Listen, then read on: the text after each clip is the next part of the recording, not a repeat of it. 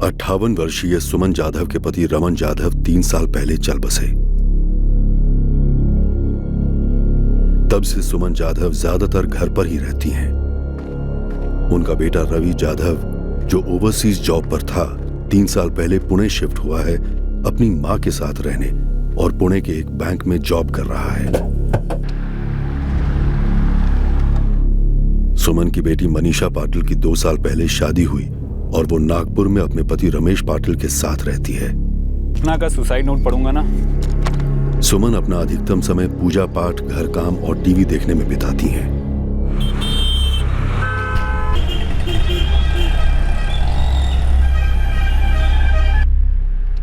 जुलाई 2017 रवि रोज की तरह शाम 7:30 बजे दफ्तर से घर लौटा।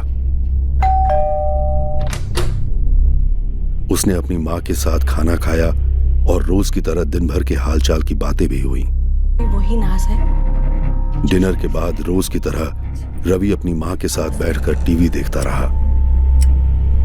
10:30 बजे रवि अपने कमरे में चला गया और सुमन टीवी देखती रही। अगले दिन सुबह 7 जुलाई 2017 को सुमन के बेडरूम में सुमन की लाश पाई गई।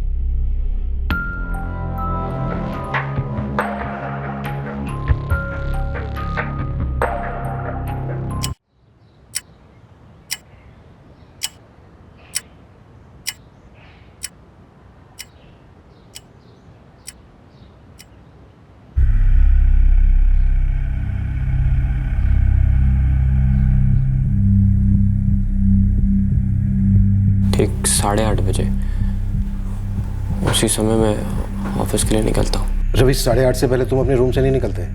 अखबार पढ़ने, चाय पीने या फिर मॉर्निंग वॉक के लिए? मॉर्निंग वॉक ट्रेडमिल पे हो जाती है, न्यूज़ लैपटॉप पे, और फिर तैयार होके ऑफिस के लिए निकलता हूँ। तब तो तुम्हारी माँ क्या करती है? सुमन जी तो जल्दी उठती होंगी। 6 बजे उठ जाती थी, उसके बाद पूजा पाठ में लग जाती। जब तुमने अपने बेडरूम का दरवाजा लॉक पाया तो तुमने अपनी माँ को फोन किया उनके मोबाइल पर? उठा नहीं रही थी वो।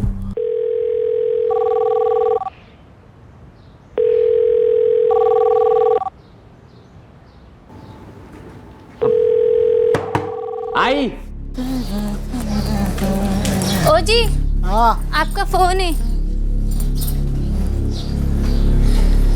हेलो हेलो कमल, मैं 201 से रवि जाधव बोल रहा हूँ। कहाँ है तू? मैं तो घर पे हूँ, तैयार हो रहा हूँ, बस 10 मिनट में हाजिर हो जाऊंगा ड्यूटी पर। यहाँ कुछ अजीब हो रहा है, मतलब मेरे रूम की कुंडी बाहर से बंद है।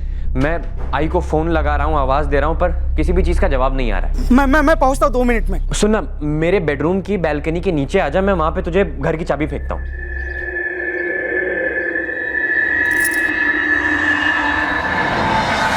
चाबियों का एक सेट तुम अपने पास रखते हो रवि? जी। जो तुम अपने बेडरूम में रखते हो? हाँ। रवि, जब हम तुम्हारे फ्लैट में गए थे तब हमने देखा कि चाबियों का एक सेट ड्राइंग रूम में लटका हुआ था। वो मेरी आई का सेट था। एक सेट मेरे पास रहता है मेरे लैपटॉप के बैग में, जो मैं तब यूज़ करता हूँ जब आई घर पे नहीं होती। कल रात आई घर पे थी और मेरा लैपटॉप का बैग मेरे पास, तो मेरी चाबियाँ मेरे पास थी रूम में। रवि भाऊ ने जब मुझे चाबी दी तो मैं लिफ्ट से झट से ऊपर आया और देखता हूँ तो ये दरवाज़ा पहले से खुला पड़ा था।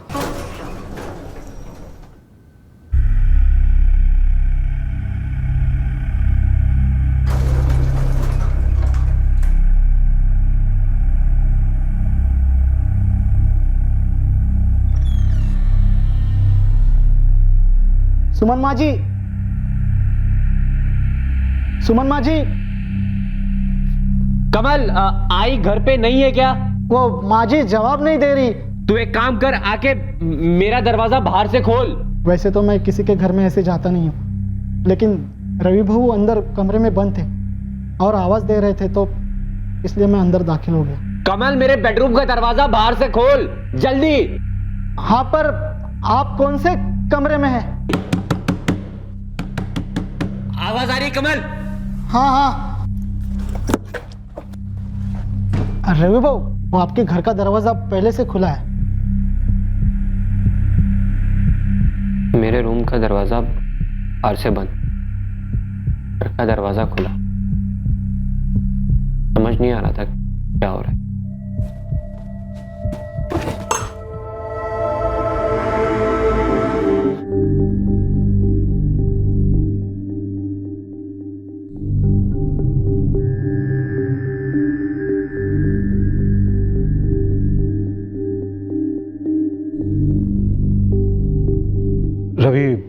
अपनी माँ की अलमारियां चेक कर लो।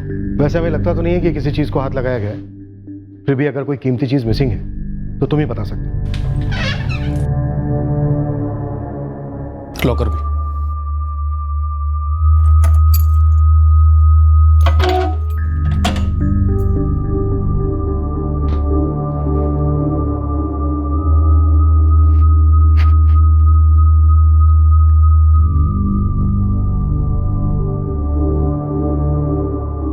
रवि, तुम्हारी माँ के पास एक ही फोन था?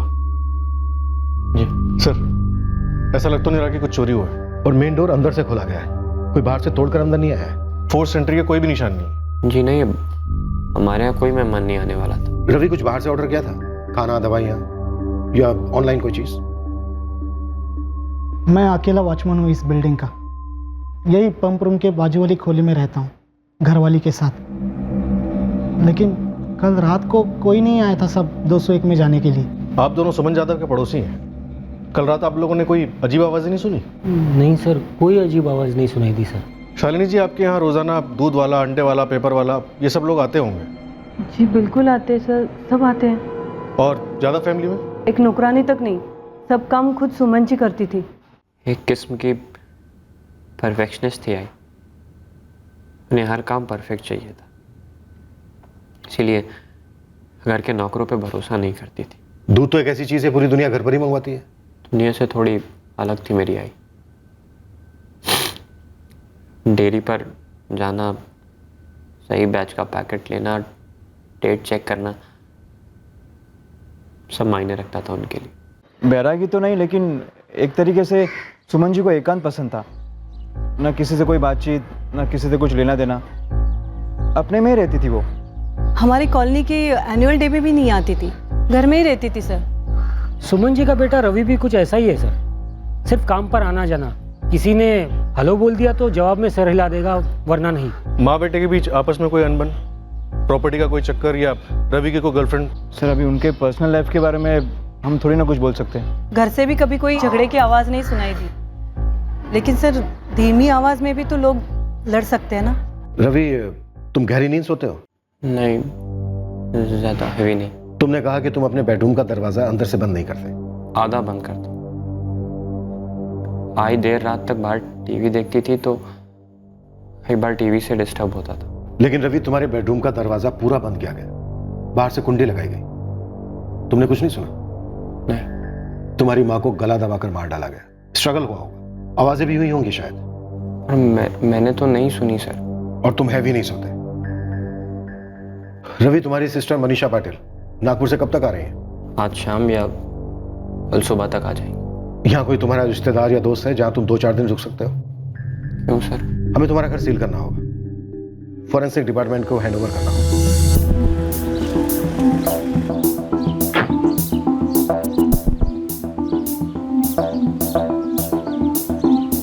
मात्रे फॉरेंसिक टीम को बोलो कि ये रूटीन चेक नहीं है, डबल स्कैन करें 1-1 इंच।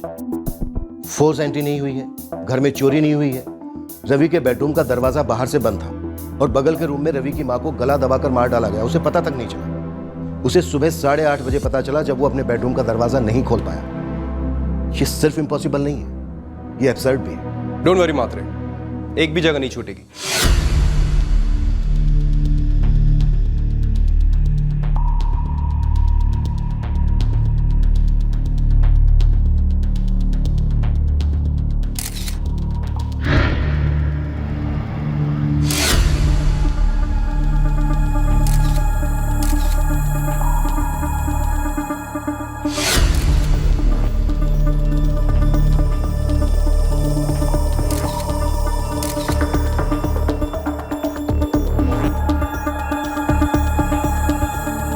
रात के 12:30 से 1:30 बजे के बीच में मर्डर हुआ है। विक्टिम का गला दबाया गया था, दम घुटने से मौत हुई है। इनके पेट में अनडाइजेस्टेड फूड मिला। बॉडी में से किसी किस्म की नींद की गोली के ट्रेसेस नहीं मिली है। कर देते।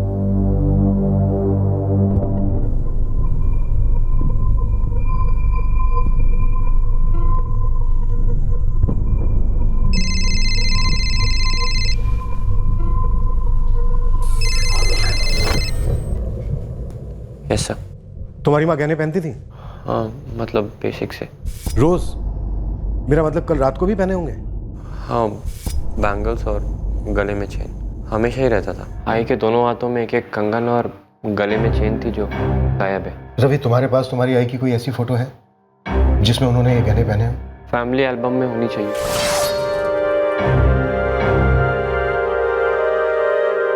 अंदाजन क्या वैल्यू होगी इन गहनों की?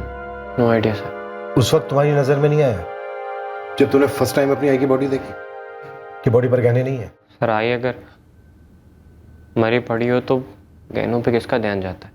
कल रात तुम्हारे घर कोई आया होगा और उसे पता था कि तुम घर पर हो। अगर वाकई में कोई आया था, कौन हो सकता है वो? सर, मुझे क्या मालूम कौन आया, किस लिए आया, किसने मेरे दरवाजे की कुंडी बाहर से बंद कर दी,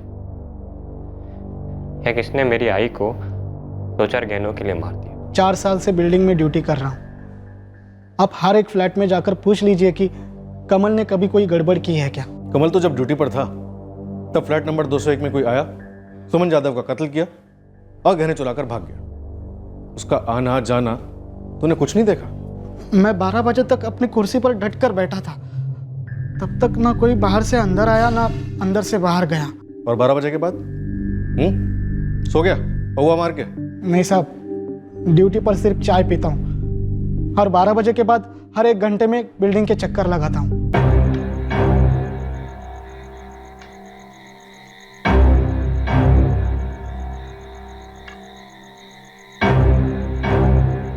कत्ल 12:30 से 1:30 बजे के बीच में हुआ।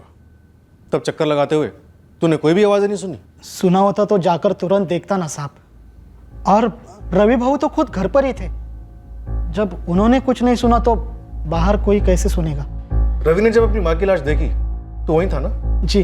वो वाकई में चौंका था या फिर चौंकने की एक्टिंग कर रहा था? बताया तो मैंने, वो भी चौंके थे और मैं भी चौंका था। जी हाँ, हमने मल्टीपल फिंगरप्रिंट सैंपल्स कलेक्ट किए हैं क्राइम सीन से।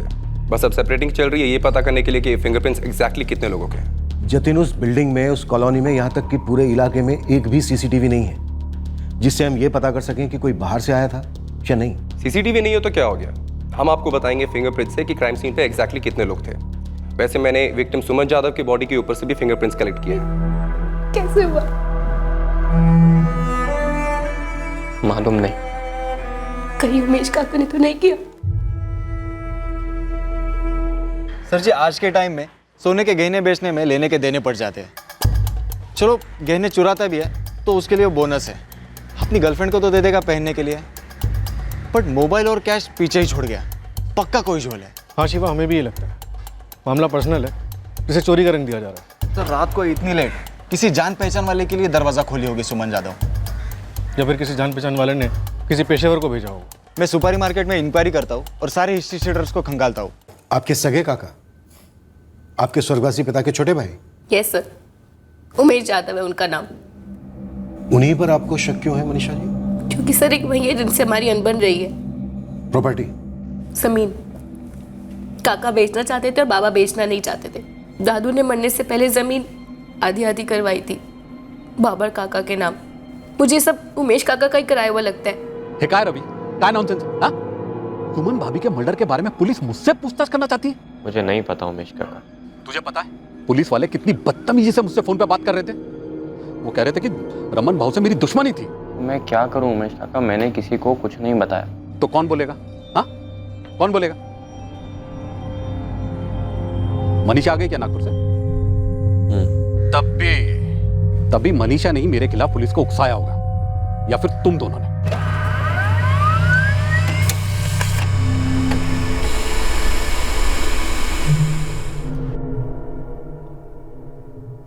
पहले ये बताइए कि ये जमीन की बात उठाई किसने? उमेश जी, जमीन का मसला था क्या नहीं था? कोई एक घर ऐसा बताइए जहां पे मसले नहीं हुआ करते, कभी पैसे तो कभी कुछ और। लेकिन मर्डर का आरोप? सुमन जाधव मेरे सगे भाव की पत्नी थी, म्हणजे माजी वही नहीं। फिर भी आप ना रवि से मिलने गए, ना अपनी भाभी की डेड बॉडी देखने गए, ना ही कोई मदद करने। सुमन भाभी की मौत की खबर सुनते ही मैं वहां रवि से मिलने गया था। घर सील था, इसलिए मैंने वहीं से रवि को कॉल किया और उसके किसी दोस्त विवेक के घर जाकर उसे मिला भी। या क्या बातें कर रहे हैं? हम जमीन की लड़ाई की बात कर रहे थे। हाँ, जमीन की लड़ाई थी। मैं जमीन बेचना चाहता था और मुझे उसके अच्छे खासे पैसे भी मिल रहे थे, लेकिन रमन भाऊ उसके लिए एनओसी नहीं दे रहे थे, वो भी 3 साल पहले। जब वो गुजर गए तब आपने पूरी जमीन पर कब्जा कर लिया। कब्जा? मेरी बाकायदा मनीषा और रवि के साथ डील हुई थी। जमीन बेचने के बाद जो पैसे मिले उसका बराबर 50% हिस्सा उन लोग को दे दिया गया। एक मिनट, जमीन 3 साल पहले बिक चुकी है। देखा, आधी अधूरी खबर दी गई है आपको। उमेश जी, मुझे उस जमीन की सेल डीड दिखाएंगे? आपको मेरी बातों पर भरोसा नहीं? उमेश जी, मर्डर केस की इन्वेस्टिगेशन में भरोसा बातों पर नहीं, सबूतों पर किया जाता है। सर, रवि यादव के फोन रिकॉर्ड्स में किसी भी पेशेवर का नंबर फीचर नहीं हुआ। मर्डर वाली रात उसने ना कोई सस्पिशियस कॉल किया और ना ही उसे कोई ऐसा कॉल आया। सुमन यादव के रिकॉर्ड्स ऑलमोस्ट ब्लैंक सर। हफ्ते में एक आध बार उसकी अपनी बेटी मनीषा पाटिल से बात होती थी। ये मनीषा पाटिल नागपुर से आके सीधे सीधे अपने काका उमेश यादव पर आरोप लगाने लगी। पर सच कहूं तो इसमें कोई वजन है ही नहीं। पर मनीषा ने ऐसा आरोप क्यों लगाया? सर, हो सकता है वो हमारा ध्यान मुद्दे से भटकाना चाहती हो। पर ये असली मुद्दा है क्या मात्र? उमेश काका वाली बात छोड़कर मुझे और कुछ सूझा ही नहीं। रवि, ठीक से याद करो, बेल बजने की, दरवाजा खुलने की आवाज हुई थी। अगर आवाज होती तो मैं बाहर जाता ना देखने की कौन है, या अगर अटैक होता और शोर होता तो मैं अंदर कैसे सोया रहता।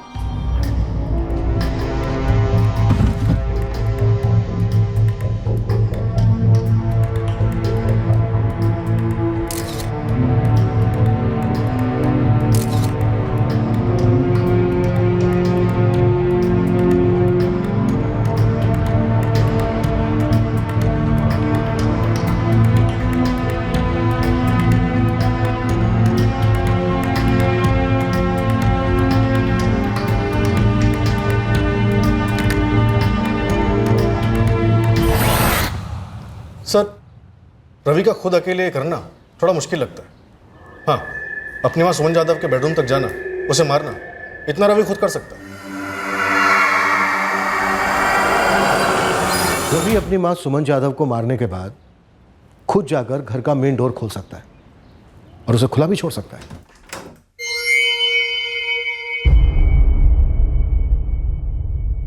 रवि वॉचमैन कमल को सुबह फोन करता है, उसे अपने घर की चाबी देता है।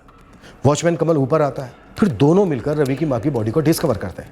ये सब कुछ पॉसिबल है, सिवाय एक बात के। रवि को अपने बेडरूम को बाहर से लॉक कर। एग्जैक्टली, ये इम्पॉसिबल है। देखो, मान के चलते हैं कि रवि अपनी मां सुमन यादव का मर्डर करता है, उसके बाद मेन डोर को खुला छोड़ देता है, फिर अपने बेडरूम का दरवाजा बाहर से लॉक करता है। फिर रवि अपनी मां सुमन यादव के रूम यानी कि इस रूम में एंटर करता है और फिर इस रूम की इस खिड़की से बाहर जाता है। और फिर रवि यहां बाहर से अपने रूम की खिड़की के जरिए अपने रूम में दाखिल होता है। सर, रवि के रूम की खिड़की के बाहर ग्रिल लगी हुई है जो कि ओपनेबल है, ग्रिल पर ताला लगा हुआ है। जाहिर सी बात है रवि के पास इस ताले की चाबी होगी। तो जब मर्डर करने के बाद रवि अपने रूम में दाखिल होता है तो उससे पहले उसने इस ग्रिल को ताला लगा दिया होगा। सर, सुमन यादव के रूम में जब हम लोग गए तो उसकी खिड़की में अंदर से कड़ी लगी हुई। हो सकता है कड़ी लगी ना हो और सुबह हमारे यहाँ पहुंचने से पहले उसने अपनी मां की मौत के दुख में आंसू बहाते बहाते चुपके से कड़ी लगा दी।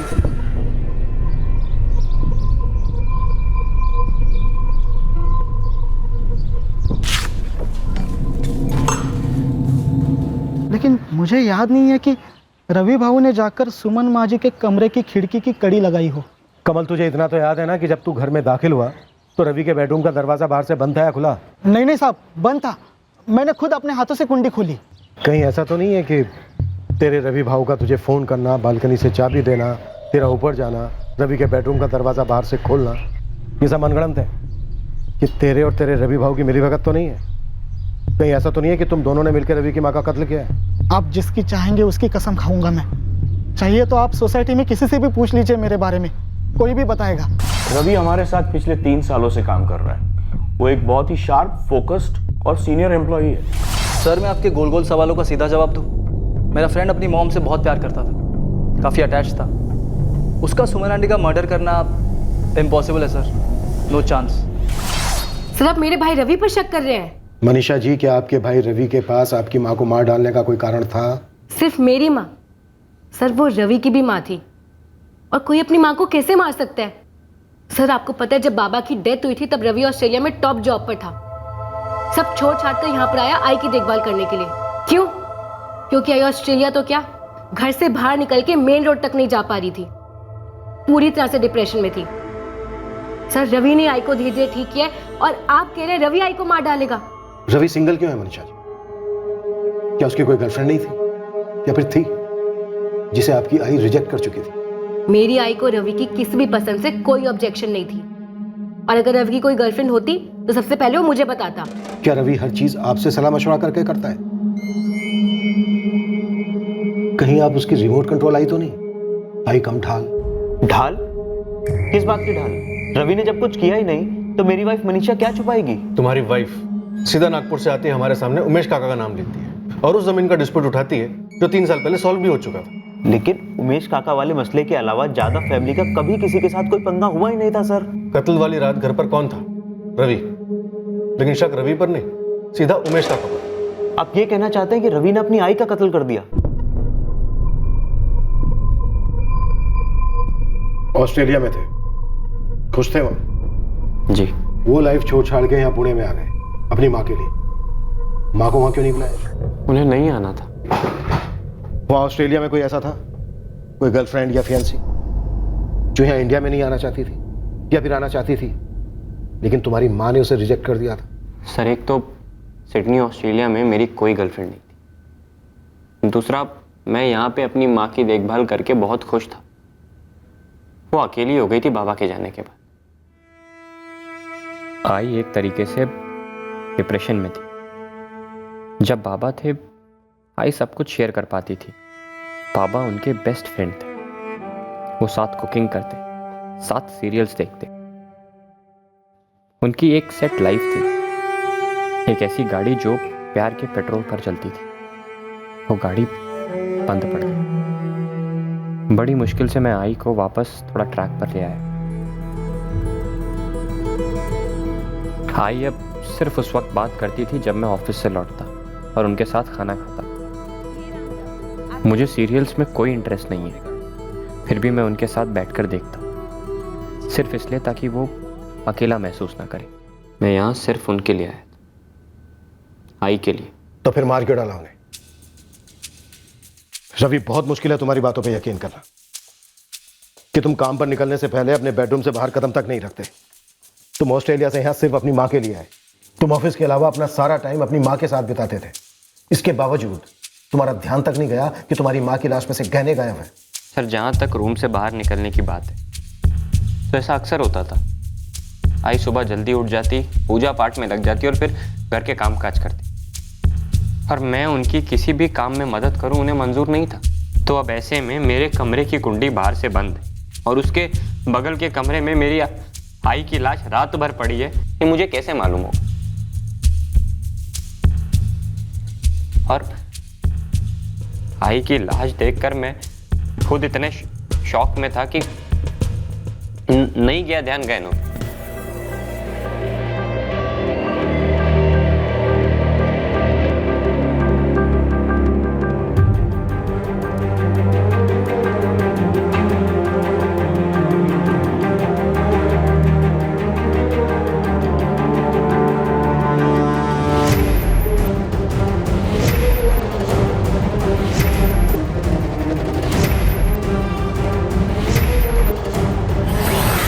रवि यादव के फिंगरप्रिंट्स और वॉचमैन कमल मिस्त्री के फिंगरप्रिंट्स घर के कुछ एरियाज में मैच कर रहे हैं। रवि तो घर में था ही और उस दिन सुबह वॉचमैन कमल भी घर में गया था, तो इनके प्रिंट्स तो मिलने ही थे और जाहिर सी बात है सुमन यादव के प्रिंट्स भी होंगे ही। लेकिन सर विक्टिम सुमन यादव, बेटा रवि और वॉचमैन कमल के अलावा हमें घर से फिंगरप्रिंट्स का एक चौथा सेट भी मिला है। चौथा सेट? जी सर, ये फिंगरप्रिंट्स क्राइम सीन पर मौजूद है और काफी ताजे हैं। सर इस चौथे शख्स के फिंगरप्रिंट्स यहाँ पॉइंट 10 पे है और यहाँ खिड़की के इस पार्ट पे पॉइंट 11 तक। यहाँ रवि के बेडरूम की कुंडी पर वॉचमैन कमल के प्रिंट्स होंगे। हाँ है, लेकिन कमल के अलावा उसी चौथे रेस में कैरेक्टर के फिंगरप्रिंट्स भी इस कुंडी पर से मिले हैं। पॉइंट 1 पर इस मेन डोर पे भी कमल के फिंगरप्रिंट्स मौजूद हैं क्योंकि उसने भी दरवाजा खोला था। और फिर उस चौथे शख्स के फिंगरप्रिंट्स भी यहाँ पे हैं। जितनी ये चौथा शख्स मेल है या फीमेल? हैंड की साइज और उंगली की चौड़ाई से अंदाजा लगाया जा सकता है कि ये चौथा शख्स कोई मेल ही। एक इंट्रूजन हुआ था, कोई घुसपैठ हुई थी इस घर सुमन यादव के कमरे में। हमें इस चौथे शख्स के फिंगरप्रिंट सुमन यादव के बॉडी पर से भी मिले हैं। उसने गला दबाया, गले की चेन निकाली और दोनों कलाइयों से सोने के कंगन भी निकाले। सो मैंने इस पूरे क्राइम सीन को, इस चौथे मेल के फिंगरप्रिंट्स और फुटप्रिंट्स को मिलाकर एक थ्योरी बनाई है। हमारा ये मेल सस्पेक्ट इसी खिड़की से अंदर आया होगा। तो हम ये मान के चलें कि सुमन यादव ने एक खिड़की खुली रखी थी। हाँ, या शायद खिड़की बंद रखी होगी लेकिन कड़ी नहीं लगाई होगी। सो हमारा ये सस्पेक्ट अंदर आता है और सबसे पहले वो पलटकर खिड़की की कड़ी लगा देता है। यहाँ बेड पे मिसेस सुमन यादव सोई हुई होगी। सस्पेक्ट ने अटैक किया होगा, दोनों के बीच में स्ट्रगल हुई होगी। सस्पेक्ट सुमन जी के साथ में नीचे गिरा होगा क्योंकि यहाँ बेड के एज पे और फ्लोर पर से भी उसके प्रिंट्स मिले। मर्डर करके गहने उतार कर सस्पेक्ट इस दरवाजे की तरफ बढ़ा होगा। अब ये रवि के बेडरूम का डोर। यहां 3 पॉसिबिलिटीज है सर। एक तो ये कि सस्पेक्ट सुमन यादव के कमरे में एंटर होते ही सबसे पहले यहां आया होगा। उसने रवि यादव के कमरे को खोलकर देखा होगा। उसने देखा कि अंदर एक जवान आदमी सोया हुआ है। उसने चुपचाप दरवाजे को बंद किया और कुंडी लगा दी होगी। वापस गया, सुमन यादव का मर्डर किया और लूट भी। नाउ सेकंड पॉसिबिलिटी, हो सकता है कि उसने पहले मर्डर कर दिया हो, उसके बाद यहां आया। उसने अंदर देखा कि अंदर रवि सोया हुआ है, उसने दरवाजे को बाहर से लॉक कर दिया। थर्ड पॉसिबिलिटी ये भी हो सकती है कि उसे रवि यादव के कमरे को खोलकर देखा ही ना हो, डायरेक्टली बाहर से कुंडी लगा दी हो। फिर सस्पेक्ट यहां आया होगा, इधर इस मेन डोर, चुपचाप दरवाजा खोला होगा और दरवाजा खुला छोड़कर चला गया होगा। हो सकता है ये पर्सनल दुश्मनी का मामला हो ही नहीं, कोई रैंडम लुटेरा अंदर आया, मर्डर किया, लूटा और निकल लिया। एग्जैक्टली। लेकिन सर, अगर सिर्फ लूट का ही मामला होता तो फिर पर्स में इतना कैश क्यों छोड़ दिया, मोबाइल क्यों छोड़ दिया? मैं तो पूरे बिल्डिंग के चक्कर लगाता हूँ साहब। लगता तेरे चक्कर की टाइमिंग के बारे में उसे ऑलरेडी पता था और उतने में ही उसने अपना चक्कर चला दिया। सर, इस अज्ञात रैंडम लुटेरे की थ्योरी में मैं कुछ और इन्फॉर्मेशन देना चाहता हूँ। सर, जैसे कि ये शख्स हमारा मेल सस्पेक्ट, पूरी पॉसिबिलिटी है कि ये सोसाइटी के निचले तबके से है। कोई कचरा उठाने वाला या कंस्ट्रक्शन में काम करने वाला, कोई ऐसा जिसका लगातार कचरे से कांटेक्ट होता रहता है और जो शायद काफी लंबे समय तक नहा नहीं पाता है या शायद नहाता ही नहीं है।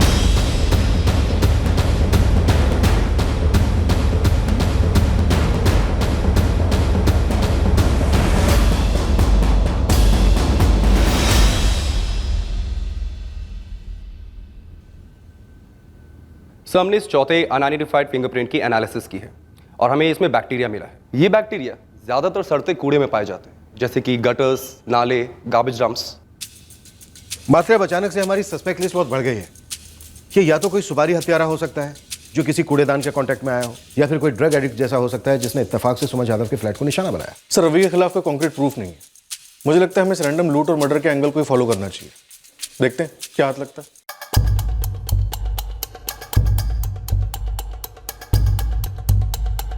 सुमन यादव मर्डर केस की तहकीकात की दिशा अब बदल गई। फिंगरप्रिंट एनालिसिस के आधार पर अज्ञात संदिग्ध खूनी की प्रोफाइल रेडी हुई और तलाश शुरू हुई। शहर के सारे ज्वेलरी शॉप को चुराए गए गहनों की सेल के बारे में आगाह कर दिया गया, पर ऐसी कोई सेल की खबर सामने नहीं आई।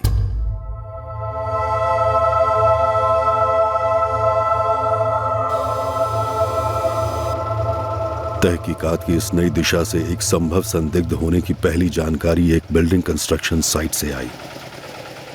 एक शंकर है और एक विश्वास, और दोनों अचानक से बिना बोले कहीं चले गए। मोहन भाई, आप मुझे डेट बता सकते हो? क्योंकि लूट और मर्डर 6 की रात को हुआ था, 6 जुलाई।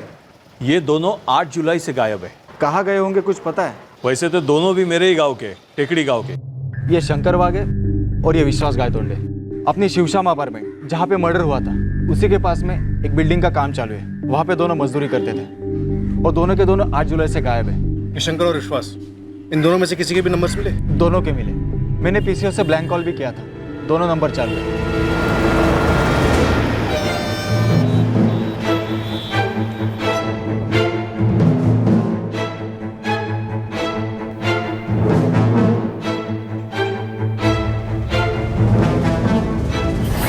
हम दोनों लौट आए थे साहब, क्योंकि बहुत झंझट वाला काम था। गलत। तुम लोगों ने शिवश्याम अपार्टमेंट में सुमन यादव नाम की औरत का मर्डर किया, उसके गहने चुराए और भागकर वापस यहाँ आ गए। नहीं साहब, मैं ऐसा कुछ नहीं किया साहब, आई शपथ साहब। तुमने नहीं किया तो फिर और किसने किया? विश्वास ने? अरे साहब मैंने कुछ चुराया नहीं तो बेचूंगा कहाँ? साहब सुनो ना, मेरे को काय को लेके जा रहे हो साहब?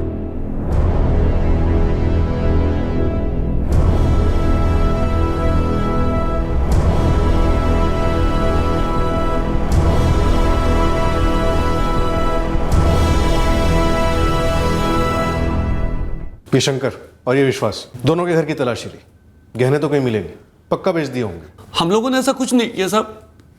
साहब हम लोगों को तो काफी पहले से प्लान था कि 8 जुलाई आखिरी दिन होगा, काट लेंगे पगार लेकर। हाँ साहब, बगल में मर्डर विडर हुआ ऐसा कुछ हमको पता भी नहीं चला साहब। शिव श्याम अपार्टमेंट के वॉचमैन पे किसने नजर रखी? ग्रिल से ऊपर बालकनी में कौन चढ़ा तुम दोनों में से? साहब शिव श्याम अपार्टमेंट की तरफ तो हम गए भी नहीं साहब।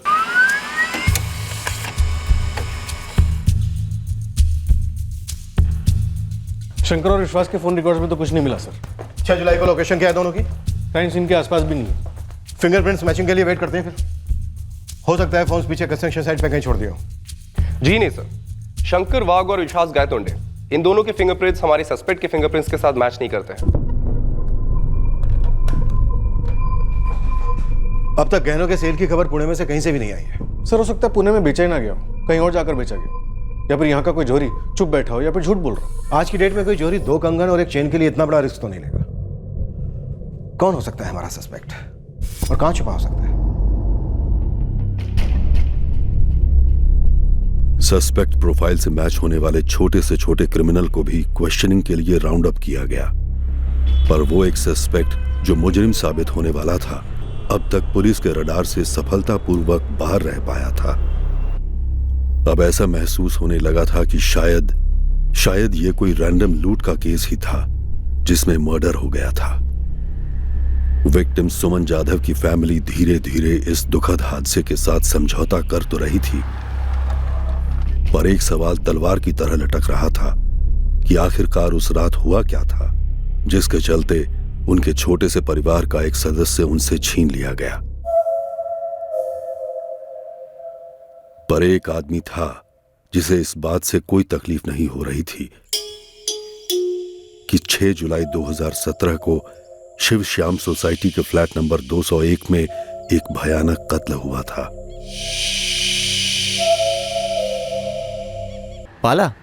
बाला सावंत नाम है उसका। ये बाला वहाँ के मजदूरों के झोपड़ियों में जाकर 2-3 बार चोरी करते हुए पकड़ा गया। ये कहाँ मिलेगा? उसका कुछ फिक्स नहीं है। मेरे 2-4 चर्चित दोस्त हैं, मैंने उनको नजर रखने को कहा है। शिवा 4 दिन हो गए तू और तेरी टीम दिखा करते, लेकिन जब मेरी टीम पहुंचती है तो ठेंगा मिलता है। सबके सब पागल कुत्तों की तरह ढूंढ रहे इस बाला चर्ची को, लेकिन जैसे ही हमें घुमा रहा है, एक बात तो पक्की है। क्या? खून यही किया है और इसको खबर मिली है कि हम सब इसके पीछे पड़े हैं।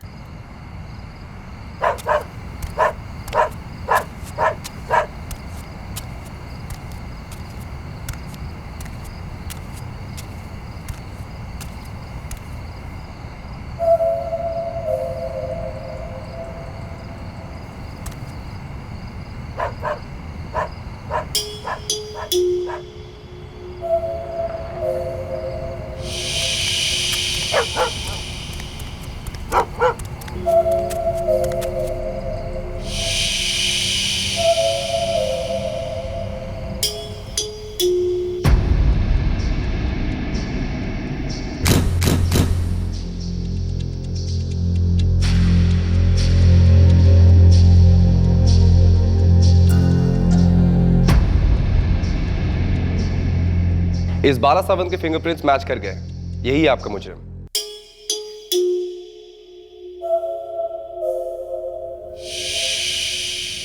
हमें ये पक्का पता है कि ये सब तूने किया है। अब हमें सिर्फ तू ये बता कि तू वहां लूटने गया था और मर्डर किया, या मर्डर करने गया था और लूटा भी? गहने कहां है? देख, अगर तुझे ठुकने के बाद बोलने की आदत है तो अभी बता दे, क्यों हम खामा अपना गला और टाइम खराब करें। साहब वो माजी उठ गई, वरना उसका मर्डर नहीं होता था साहब। साहब मैंने आज तक कभी किसी का मर्डर नहीं किया है साहब। तो सिर्फ लूटने गया था वहां? साहब मैं हर जगह सिर्फ लूटने ही जाता हूँ, आज तक कभी किसी का मर्डर नहीं किया साहब मैंने। ये बस हो गया साहब। और ऐसे कितने घरों में घुसा है पहले लूटने? बहुत सारे।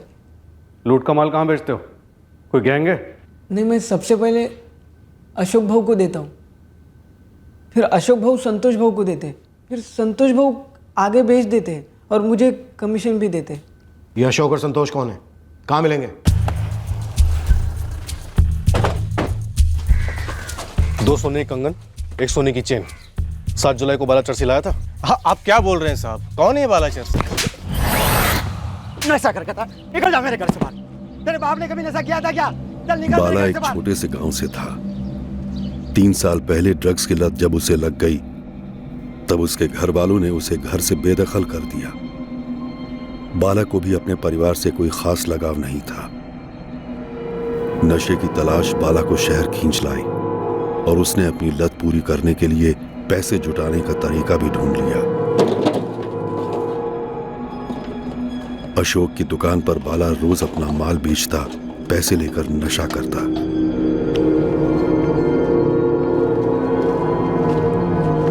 अशोक भाऊ, पर अशोक को बाला के हुनर की समझ पड़ गई। वो उसका मार्गदर्शक बन गया। बे साले बाला, तू तो बड़ा कलाकार निकला बे।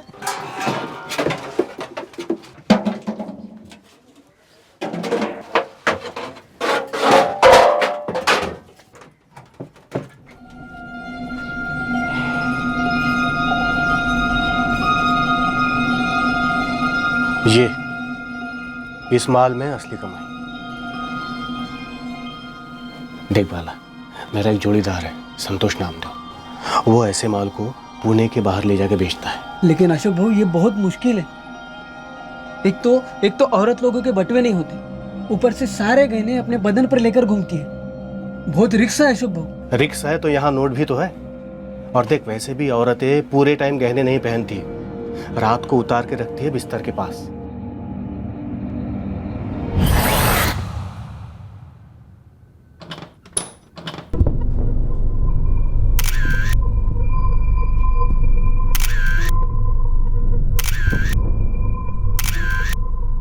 सर, ये तो कई चोरियों का इकट्ठा माल है।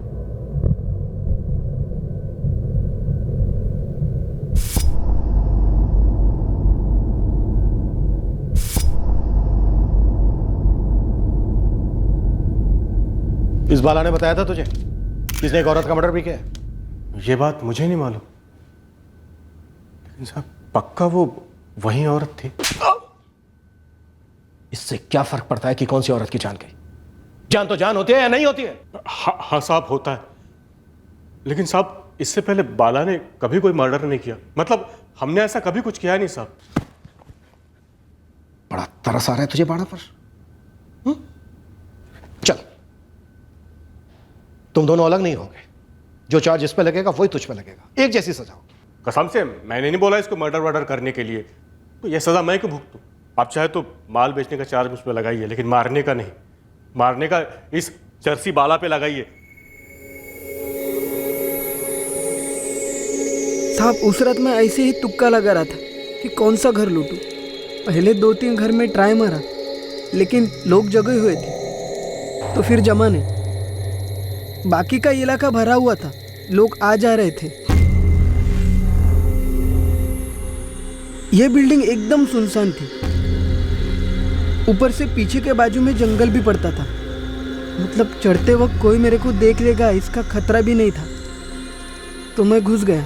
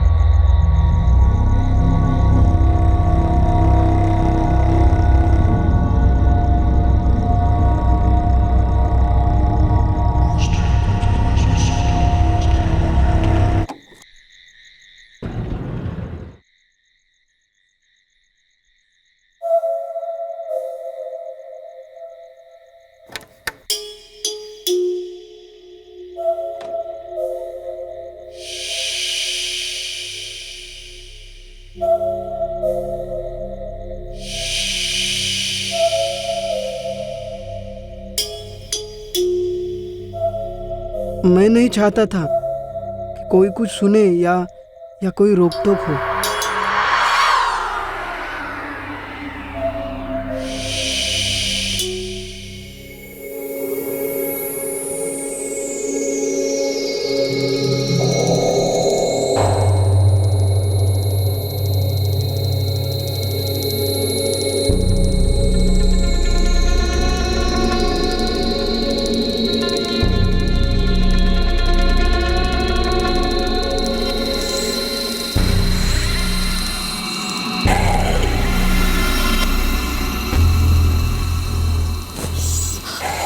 साहब वो माजी उठी नहीं होती तो मैं उन्हें कभी नहीं मारता साहब, सच में कभी नहीं मारता।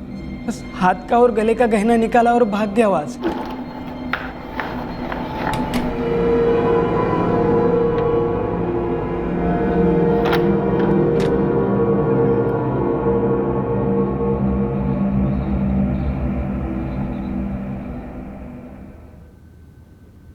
बाड़ा का गुरु अशोक बाग रेडी की दुकान चलाता है। इनका एक तीसरा साथी है संतोष नामदेव, जो ज्वेलरी पुणे के बाहर बेचता था। ज्वेलरी मिल जाएगी तुम्हें, एप्लीकेशन फाइल करनी होगी कोर्ट में बतौर एविडेंस पेश होने के बाद।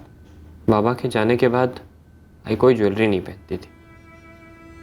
मैंने और ताई ने फोर्स किया कि कम से कम ये चेन और कंगन तो पहन ले। ये मेरे बाबा ने बनवाए थे आई के लिए, उनकी शादी के बाद। सिर्फ उस सेट के लिए? हाँ रवि, एक चेन और 2 कंगन बस। गले की चेन उसने निकाल ली थी और हाथ के कंगन निकालने गया तो आई उठ गई। उठ गई तो मार डाला, वो भी गला दबाकर, सिर्फ एक चेन और 2 कंगन के लिए।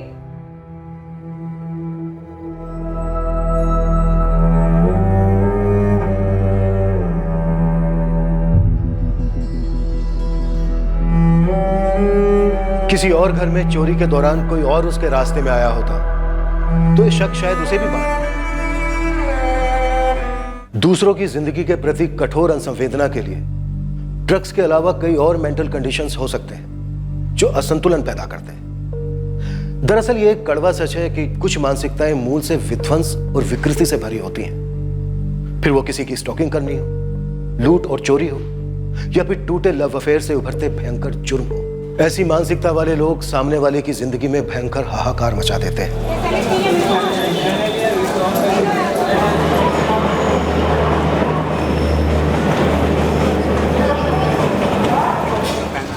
हर इंसान अपने साथ अपनी कहानी लेकर निकलता है और कोई भी कहानी आम नहीं होती।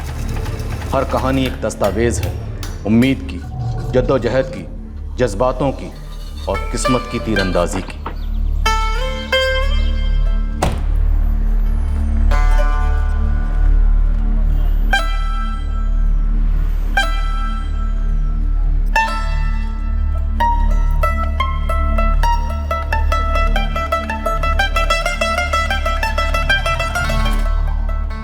ये कहानी यहाँ ऐसे क्यों बिखरी पड़ी थी?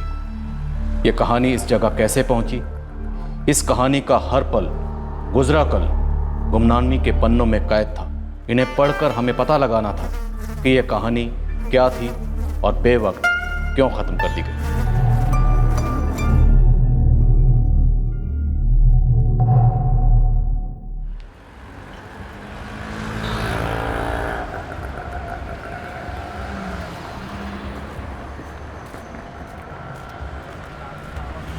तो जब मैं सुबह 8:30 बजे अपने शोरूम आ रहा था तो मैंने देखा कि ये आदमी यहाँ पड़ा हुआ था। धीरज दे रहा हूँ। जी साहब। एक आदमी शोरूम के बाहर पीकर गिरा पड़ा है और तुम यहाँ बैठे हो। सॉरी साहब, मैंने देखा नहीं, अभी भागा देता हूँ। रात को चुपचाप आकर ये बेवड़े कहीं भी सो जाते हैं और डांट हमें खानी पड़ती है। क्या मुसीबत है यार। ओ भाई उठो, यहाँ नहीं सोने का, कहीं और जाओ। ओ भाई उठ। फिर मैंने इसकी सांसें देखी, नहीं चल रही थी, तब समझा ये मरा हुआ है। जब रात को आकर लेटा तब अकेला था या कोई और भी था साथ में? साहब मैंने देखा ही नहीं, मुझे तो सुबह साहब ने आके बताया। सर, इसकी पॉकेट से इस लॉटरी के टिकट के अलावा और कुछ नहीं मिला।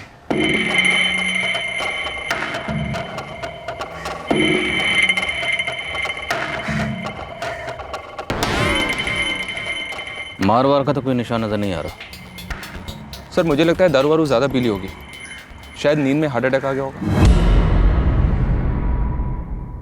नहीं, ये कोई ओवर ड्रिंकिंग की वजह से हार्ट अटैक का केस नहीं है, ये मर्डर है। मर्डर? और डॉक्टर बॉडी पर कोई निशान नजर नहीं आ रहा। विक्टिम का रंग सांवला है, शायद इसीलिए गले पर लगे उंगलियों के निशान आप लोग मिस कर गए। गला दबाकर मारा गया। ये देखिए उंगलियों के निशान। मर्डर हुए 8 से 9 घंटे हो गए। ब्लड स्ट्रीम में अल्कोहल का लेवल हाई और पेट में खाना पचा नहीं है। हमें अभी तक विक्टिम की आइडेंटिफिकेशन की कोई लीड नहीं मिली है। खतना हुआ है विक्टिम का, मोस्ट प्रोबेबली मुस्लिम है। ये लॉटरी का टिकट तुम्हारी दुकान से खरीदा गया था?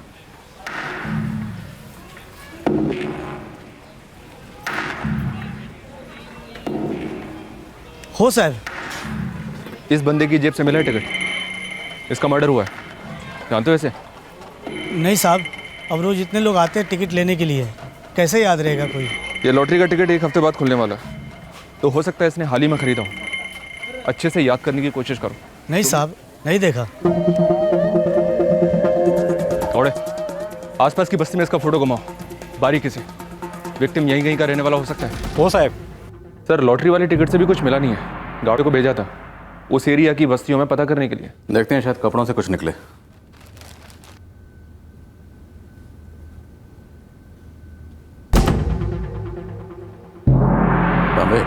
ये लेबल बंगाली में लिखा है ना?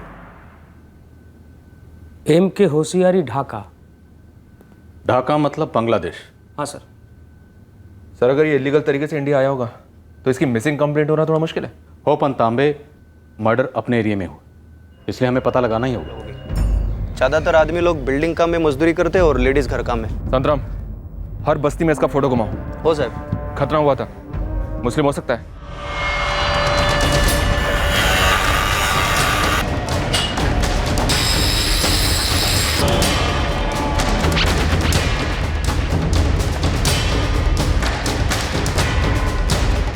नहीं रे संतराम, मैं नहीं इसे जानता। मैं आपकी रिपोर्ट थोड़ी करने वाला हूँ, मुझे बस इस आदमी की तलाश। अरे वो सब तो ठीक है, लेकिन मैं कुछ जानता ही नहीं तो क्या बताऊँ तुम्हें। लेकिन यहाँ पर ना 3-4 बांग्लादेशी परिवार रहते हैं ज़रूर, उनसे पूछ। बात करेंगे? मुश्किल है, किसी को लफड़े में नहीं पड़ने का ना। अरे महेश ज़्यादा मर्डर हुआ है, शायद इन्हीं में से कोई हो सकता है। तू एक काम कर, तीसरी गली में ना नादिरा बहन रहती है, उनसे बात कर। हमें बांगाली, आधार कार्ड दिखाओ, कोलकाता से हूँ। नहीं नहीं नादिरा जी, मैं आपकी इंक्वायरी करने थोड़ी आया हूँ, मुझे बस इस आदमी का नाम पता दे दो। भैया हम इस आदमी को जानता भी नहीं है, पहले कभी देखा भी नहीं। साहब रास्ते के साइड में गला दबा के मारा गया है, कौन पेशेवर इतना फालतू काम करेगा? ये कोई सुपारी नहीं है साहब, झगड़े में गला दब गया और मारा गया होगा। साहब ये मरेला है, एकदम मामूली टाइप का बंदा है। आप ही बताइए साहब इसमें कितने का सुपारी मिलेगा? तुम दोनों के जेल में जितने भी दोस्त लोग हैं, बाहर जितने भी बंदे हैं, सब में इसका फोटो घुमाओ, इसकी बात चलाओ। मुझे इसका हत्यारा चाहिए, फिर चाहे वो पेशेवर हो या दारू पिया हुआ इसका कोई भी दोस्त। सब सोचा मुस्लिम है तो शायद नमाज पढ़ने जाता होगा, इसलिए सारी मस्जिदों में भी फोटो घुमाई, लेकिन वहाँ भी कुछ नहीं हाथ लगा। ऐसा कैसे हो सकता है संतराम? अरे कोई ना कोई तो उसे जानता ही होगा ना। और अगर जानता होगा तो भी मुंह नहीं खोल रहा होगा।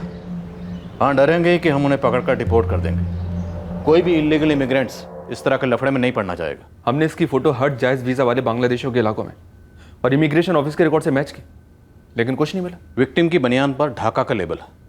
अब दो पॉसिबिलिटी, पहली ये कि शायद विक्टिम बांग्लादेशी था, या फिर ये हो सकता है कि विक्टिम ने शायद किसी दूसरे की बनियान पहनी थी जो बांग्लादेशी हो। ये भी हो सकता है कि विक्टिम ने उस रात अपने किसी दोस्त या साथी मजदूर की बनियान पहनी हो। सर अगर ऐसा है फिर कोई तो सामने आता। पिछले 7 दिनों से लोकल और स्टेट के हर अखबार में इसकी फोटो छप रही है, महाराष्ट्र के हर पुलिस थाने में इसकी डिटेल्स भेजी गई हैं, लेकिन अभी तक एक भी मिसिंग कंप्लेंट सामने नहीं आई है। सर एक सिंगल बंदा भी इसको आइडेंटिफाई करने के लिए सामने नहीं आया।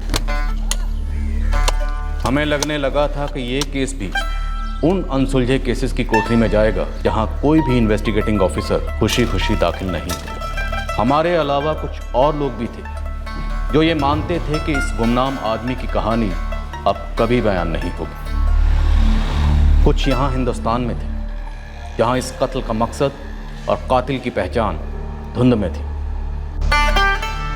और कुछ ढाका बांग्लादेश में जहाँ से शायद विक्टिम बिलोंग करता था। हम विक्टिम की पहचान नहीं कर पाए, लेकिन शायद मरने वाले की किस्मत में लिखा था कि उसकी कहानी अनकही ना रहे। बीएस मार्ग पुलिस थाना, सब इंस्पेक्टर दिलीप तांबे। पीएसआई योगेश यादव बोलते हैं, अंधेरीश पुलिस स्टेशन से। 2 हफ्ते पहले एक फोटो आई थी तुम्हारे थाने से। उसकी बॉडी को परसों ही दफन किया है, पर हुआ क्या, कुछ पता चला है क्या उसके बारे में? हाँ, हमारे ही थाने के एक रिटायर्ड एएसआई हैं, मंगेश शिंदे। वो मेरे सामने ही है, वो जानते हैं उस आदमी को। क्या है शिंदे साहब, क्या बोलते हैं रिटायर्ड लाइफ? क्या बोलना, एक रेट लगा रखी है, रिटायर्ड होने का नहीं था। चांगला है शिंदे साहब, ये वर्दी हमेशा यंग रखती है। वो क्राइम पेट्रोल वाले बोलते हैं ना, सतर्क, हमेशा सतर्क रखती है। पण हाँ, फोटो कोणाचा आहे जाधव साहब? हाँ फोटो मर्डर केस है क्या? वैसे ही मैं 2 हफ्ते पहले बॉडी मिली थी। कुछ जानते हैं इस केस के बारे में? इस केस के बारे में तो कुछ मालूम नहीं, पर इस आदमी को मैं पक्का जानता हूँ। कौन है ये बांग्लादेश से। इसने एक डायलॉग बोला था मेरे को, तुम सब लोग पैसा देकर तार फांद कर वहाँ से यहाँ मुंबई तक आता है, गैरकानूनी है ये, मालूम है ना? मालूम है साहब। तो फिर इतना बड़ा रिस्क उठाकर यहाँ आते क्यों? कि गुरबो साहब, पेट के लिए करना पड़ता है। हम गलत तरीके से आया जरूर है, लेकिन कोई गलत काम नहीं करता है। मेहनत का कमाई घर भेजता है। कभी सोचा नहीं कि पकड़े जाओगे, जेल होगी, वापस जाना पड़ेगा? अरे मैं एवढी सगळी मेहनत बेकार ना? जब तकदीर बेकार होता है तभी मेहनत बेकार होता है। तकदीर हमारे हाथ में नहीं है, लेकिन मेहनत तो हमारे हाथ में है। और साहब, जब घर में छोटा बच्चा भूख से रोता है और बूढ़े माँ बाप दर्द से, तो आदमी बॉर्डर का तार क्या, 7 समंदर पार करके अमेरिका भी काम की तलाश करेगा। जब बच्चे घर में भूख से रोते हैं या माँ बाप दर्द से, तो आदमी 7 समंदर तैर कर अमेरिका जाकर भी काम की तलाश करेगा। ये उसके शब्द थे। वो चारों गैर कानूनी तरीके से इंडिया में और फिर अपने मुंबई में घुसे थे। मुझे टिप ऑफ मिली थी, इसलिए उठा लिया था उसको। लेकिन डेयरिंग वाला था आदमी, उसका नाम आज भी नहीं भूला मैं, वजीर सिद्दीकी। कब की बात है शिंदे साहब? 6 साल हो गए। केस पेपर की एक कॉपी अपने पुलिस स्टेशन में भी है जादव साहब। चारों की सेशन कोर्ट में पेशी हुई थी। जज साहब ने कड़ी वार्निंग देकर डिपोर्टेशन का ऑर्डर दे दिया। 2010 में? ओए, वैसे वजीर सिद्दीकी एक सीधे वाले टाइप का इंसान लगा था। हिस्ट्री विस्ट्री भी नहीं थी उसके क्राइम की कोई। फिर से बॉर्डर क्रॉस करके यहाँ आया और इस बार मारा गया। चलो, कम से कम इस बंदे की पहचान तो हुई, वजीर सिद्दीकी। एफआईआर में बांग्लादेश का एड्रेस भी है, वहाँ पर उसकी फैमिली होगी, और हम पता कर सकते हैं कि शायद उसे पहचानने वाला कोई वहाँ पर हो। सर, ये वजीर सिद्दीकी इलीगल तरीके से आया था, तो शायद वहाँ की पुलिस और इमिग्रेशन डिपार्टमेंट इस मामले में हमारी ज़्यादा हेल्प ना कर पाए, इसलिए हमें अपने तरीके से ही पता करना होगा। तांबे, जो भी लगे करो, हमें इस आदमी के मर्डर के केस को हल करना ही होगा। चलो, यहाँ का नहीं था, वहाँ का था, जो भी था तो इंसान ही।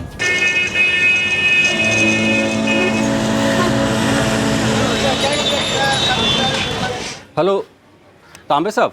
कौन? हम गौतम सेन बोल रहे हैं साहब। वो हमारा दोस्त संतराम खोबरी है ना, वो बोला आपको फ़ोन करने को। संतराम बोला तेरा बांग्लादेश में कोई कांटेक्ट है? हाँ है तो साहब। क्या काम है? एक बंदा था वजीर सिद्दीकी, 2010 में तार फांद के घुसा, मुंबई में आया काम करने के लिए। अब हमारे एरिया में उसका मर्डर हो गया है। गौतम, बांग्लादेश में इसकी फैमिली भी है। इस बंदे का एड्रेस और फोटोग्राफ दोनों भेज रहा हूँ। भेज दीजिए, हम पता करता है कौन पार लगाया इस बोजी सिद्दीकी को।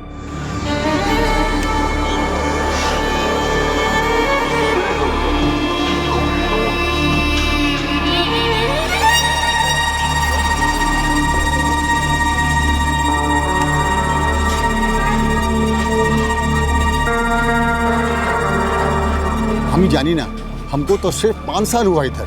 किंतु एड्रेस तो यही दिया है वाजिर सिद्दीकी का। अच्छा, आपका आगे यहाँ कोई रहता था क्या? हमको कोई खबर नहीं, आप आगे देख लीजिए।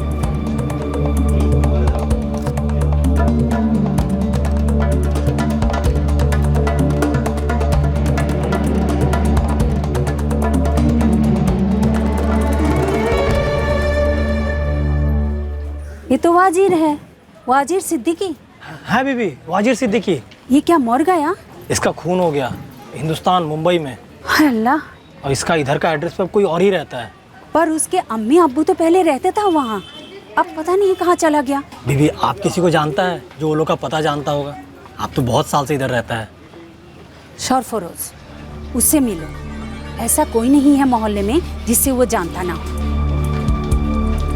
अरे तो हमें सुनी, 1 साल पहले मैं वजीर हमारे यहाँ पर पासपोर्ट बनवाने के लिए आया था। हमने कागजात लेके आने के लिए बोला इसको, लेकिन उसका बाद में दोबारा फिर कभी नहीं आया। सरफरोज भाई, आपके पास इसका एड्रेस है क्या? अब इसका बाड़ी का एड्रेस तो हमको नहीं पता, लेकिन हाँ, इसका एक छोटा भाई है अल्ताफ। वो जो नदी है उसका गोदी में वो फल बेचता है।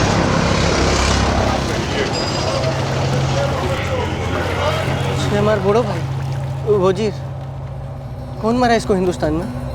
उधर मुंबई में एक जगह है वासाई, वहाँ आपका भाई का बॉडी मिला पुलिस को। कब? 3 सप्ताह हो गया। वहीं उसको दफना भी दिया। उसका नाम तो बाद में पता चला, तो हम फिर आपके पास आया है। लेकिन उधर हुआ क्या? वही तो मालूम करने इधर आया अल्ताफ भाई। आपका पास आपका भाई का वहाँ का कोई नंबर है क्या? नंबर तो नहीं है। अच्छा, आप हमको कुछ और जानकारी दे सकता है? वो हमारा अम्मी को कैंसर पकड़ लिया, वो बहुत बीमार रहता है। उनके इलाज के लिए टोका नहीं था हमारे पास, तो गए साल जून महीना में वजीर भाई फिर से हिंदुस्तान चला गया टोका कमाने। बड़ा अस्पताल मतलब बड़ा खर्चा। ठीक है चना अल्ताफ, दोनों भाई मिलकर टाका जोड़ लेंगे, और तू तो मेरा साथ देगा ना? देखो वजीर भाई, हम दोनों बीवी बच्चा वाले। डॉक्टर बाबू बोले छन जे अम्मी का कैंसर अभी पहला स्टेज पर है, वो पूरी तरह ठीक हो जाएगी। भाई अबू एक टोका नहीं कमाता, आपका भी कुछ खास नहीं। मैं अपने ठेले से 2 वक्त का रोटी अपनी बीवी बच्चा के लिए कमा पाता हूँ। अपने बच्चा लोग का पेट काट के मैं अम्मी को बड़ा अस्पताल नहीं भेजूंगा। बाकी आप देख लो वजीर भाई। उसका 1 सप्ताह बाद हमको पता चला कि वजीर भाई उस पार चला गया। अभी आपका अम्मी और अब्बू किधर रहता है? यहीं रहता है। वजीर भाई का बीवी मुमताज और उनका लड़की हिना, वो भी साथ में ही रहता है। आप अलग रहता है क्या? बहुत साल से, लेकिन हम आपको उनका बाड़ी का पता दे सकता है।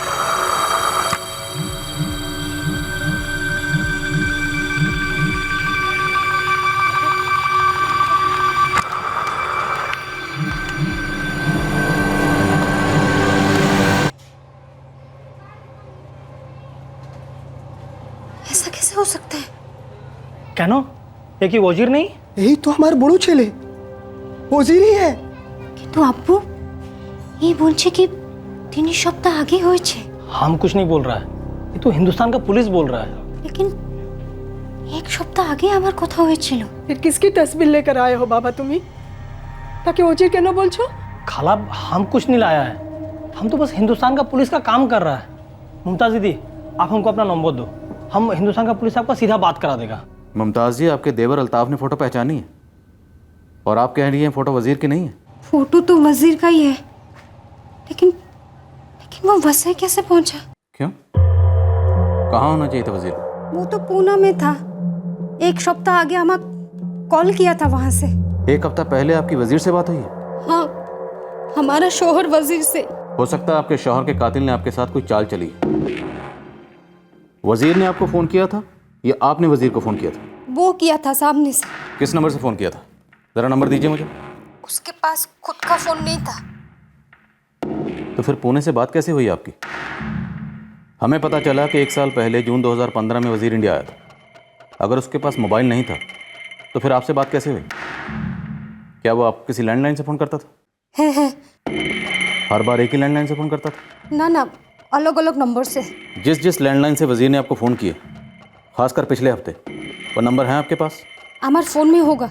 आप वो नंबर मुझे मैसेज कर दीजिए, या फिर हमारा आदमी है वहाँ पे मुश्ताक, उसे वो नंबर दे दीजिए। लाइए, हम ढूंढ देता है। ना अच्छी ना, डिलीट हो गया होगा। डिलीट किए बिना डिलीट नहीं होता है। लाइए, हम ढूंढ देता है। हमें बोलছি तो डिलीट हो गया है। झोला तांबे, नक्की झोला। 3 हफ्ते पहले मारा गया वज़ीर सिद्दीकी 1 हफ्ते पहले खुद अपनी बीवी को फ़ोन करके ये कैसे बोल सकता है कि वो पुणे में है? सर, उसकी बीवी है, उसकी आवाज़ नहीं पहचानती होगी? पहचानती होगी, और फोटो भी ज़रूर पहचाना होगा, पर शायद वो हमें नहीं पहचानती। उसने सोचा भी नहीं होगा कि बॉर्डर पार करके हम उस तक पहुंच सकते हैं उसे पहचानने। हमारा इलाज के लिए टाका कमाने गए छिलो, अपनी जान ही गवा बैठा मेरा बेटा। यही तो हिंदुस्तान का पुलिस बोलता है कि वो 3 सप्ताह पहले ही मारा गया। এই তুমি কথা কার সঙ্গে কিয়া? আমি কিচ্ছু জানি না गो अब्बू, हमको तो उनका ही आवाज सुनाई दिया। पुलिस जो नंबर मांगा वो मिला क्या? हम ढूंढ रहे हैं अब्बू। देखिए, हमको भी पता है कि वो तस्वीर वजीर का ही है, लेकिन हम झूठ तो नहीं बोल रहे ना। वो वजीर ही था, हमारा शौहर। हम उसका आवाज नहीं पहचानेंगे क्या? बोल मुश्ताक। आप ये मुमताज सिद्दीकी का मैसेज का वेट मत कीजिएगा, हमको लग रहा है ये झूठ बोल रहा है। वो तो साफ है, खेल खेली है मुमताज। अब इसका आगे तो हम पूछताछ नहीं कर सकता ना मालिक, आपको यहाँ का पुलिस को कांटेक्ट करना ही पड़ेगा। वहाँ की पुलिस को शामिल करना हो तो पुख्ता सबूत चाहिए, फुल प्रूफ सबूत चाहिए इस बात का कि मुमताज अपने शौहर के कत्ल में शामिल थी। तो अब हमको क्या करना है मालिक? तो एक काम कर, मुमताज की गैर हाजिरी में वजीर के माँ बाप से बात करने की कोशिश कर और पता लगा कि असली माजरा क्या था, और उस एजेंट से ही बात कर जिसने वजीर को इंडिया भेजा था। हो सकता है उसके साथ उसने किसी और को भी भेजा होगा। कोई तो ऐसा होगा जो जानता होगा कि वजीर मुंबई में या वसई में कहाँ रहता था। हम इस मुमताज के पीछे तो हैं ही, इस अल्ताफ से बात करेंगे। हिना, हिना, हिना, কি হলো আম্মি? ভিতরে আসো। কেন আম্মি? এটা খাবার সময়। 2 মিনিট আম্মি। কোনো 2 মিনিট নাই, এক্ষুনি আসো।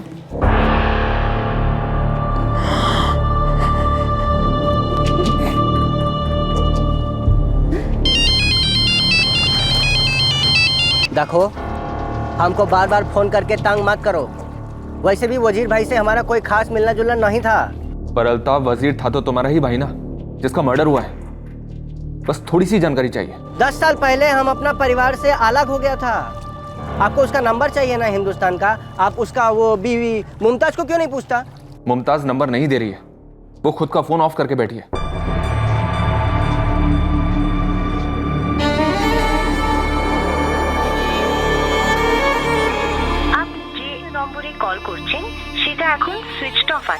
अल्ताफ, क्या तुम बता सकती हो ऐसा क्यों कर रही है? हमको कैसे पता होगा साहब, कमाल करता है आप। हम तो उन लोगों को मिलने को भी नहीं जाता है कभी। वजीर का इंडिया में कोई दोस्त था क्या? कुछ जानते हो? हम नहीं जानता है किसी को। तुम्हारे माँ बाप को इसके बारे में पता हो सकता है क्या? हमने सुना है दोनों के पास फोन नहीं है। आप ऐसा समझ के चलिए कि हमारे पास भी कोई फोन नहीं, बल्कि ऐसा समझिए कि अल्ताफ सिद्दीकी नाम का कोई भाई है ही नहीं वजीर का। अब हमको आगे से फोन मत कीजिएगा, वरना हमारा फोन भी आपको बांध ही मिलेगा। কি জিজ্ঞাসা করবো পুলিশের কাছে গিয়ে আব্বু कि আমার শোহার गैरकानूनी तरीके से हिंदुस्तान में घुसा और वहाँ काम कर रहा था और वहाँ मारा गया? আমাকে जांच पड़ताल करते हुए ना कि हमारा वजीर को मारा कौन और आखिर क्यों? क्या हम वो नहीं चाहते अब्बू, लेकिन हिंदुस्तान का पुलिस अपना तफ्तीश कर रहा है ना, और हम यहाँ रह के इससे ज़्यादा और कुछ नहीं कर सकता। उन लोगों ने जो नंबर मांगा था हम सब पाठिए दिए, अब देखते हैं वो क्या करते हैं। हमें फिर से उसे जाने नहीं देना चाहिए था, रोक लेना चाहिए था उसे।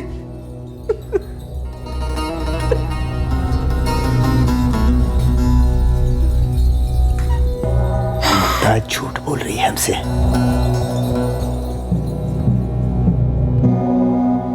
सर, ये वजीर के भाई अल्ताफ और बीवी मुमताज की मिली जुली साजिश हो सकती है, या फिर दोनों में से किसी एक की। वहां बैठकर यहां किसी से वजीर का मर्डर करवा दिया होगा। तांबे कातिल कहीं का भी हो सकता है, यहाँ का भी और वहाँ का भी। ये भी हो सकता है कि वहाँ से आया, ये सारा कांड किया और वापस लौट गया। जो भी हो, कातिल कहीं का भी हो, लेकिन क्राइम हमारे एरिया में हुआ, इसलिए हमें इस कातिल को जल्द से जल्द पकड़ना।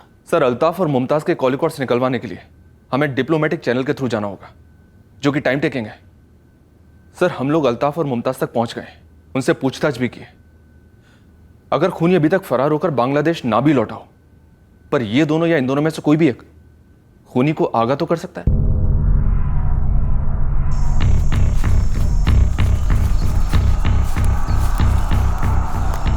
अगर मुजरिम सरहद के उस पार से था और कत्ल करने के बाद वापस लौट गया था, तो इसका मतलब था कि यह केस हल होना अब दुगना या शायद चौगुना मुश्किल हो गया था।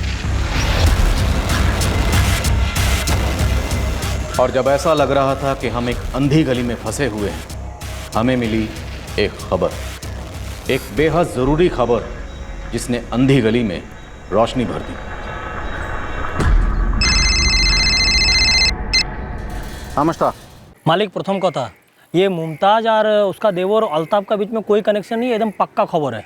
तो क्या मुमताज़ और किसी और के बीच में कुछ था और उन दोनों ने मिलकर वज़ीर को रास्ते से हटा दिया, या छोटे भाई अल्ताफ की कोई दुश्मनी थी अपने बड़े भाई वज़ीर से? अभी तो ये दोनों ही एंगल एकदम ठीक नहीं लग रहा है। तो फिर सही एंगल क्या है मुश्ताक? 6 साल आगे 2010 में ये वजीर हिंदुस्तान से डिपोर्ट हुआ था। वो हमें पता है। फिर सबको ऐसा लग रहा है कि सीधा 2015 में वजीर हिंदुस्तान गया था। हाँ, तो ये खबर सही नहीं है? नहीं ना मालिक, कारण 2013 में भी वजीर हिंदुस्तान गया था और उस बार ये अकेला नहीं गया था, अपना बेगम मुमताज को भी लेके गया था और उसका लड़की इधर उसका अम्मी या अब्बू के पास ढाका में ही था। मुश्ताक, मुझे वज़ीर का वसई का एड्रेस चाहिए, वहाँ से इस केस की कोई ना कोई लीड ज़रूर मिलेगी। वसई का एड्रेस तो अभी तक नहीं मिला है, किंतु 2013 से 2014 तक ये दोनों जोड़ा उधर मुंबई में था।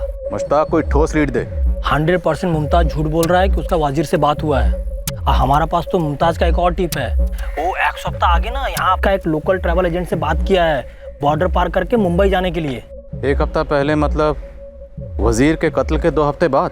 हाँ मालिक, हो सकता है मुमताज को ऐसा लग रहा होगा कि वजीर के पहचान के बिना ही हिंदुस्तान में उसका केस क्लोज हो जाएगा और वो उस आदमी से मिलने जा रहा होगा जिसके साथ मिलकर वो लोग इसका मर्डर प्लान किया होगा। मुझे इस मुमताज़ की एक फ़ोटो भेज तुरंत।